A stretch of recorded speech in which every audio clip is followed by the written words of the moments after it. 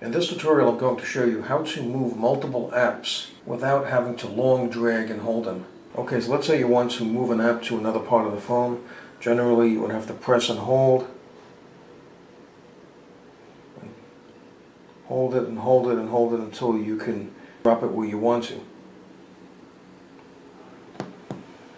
So I'm going to show you how to easily drop an app without having to long drag and hold it.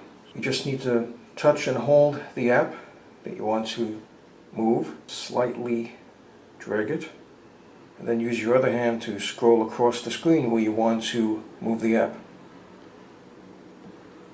And then just let it go.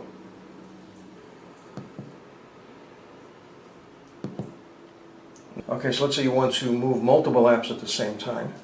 So just select the first app you want to move by touching and holding it.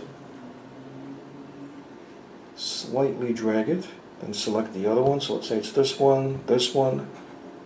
Now all you need to do is just use your other hand and scroll across. Just drop them.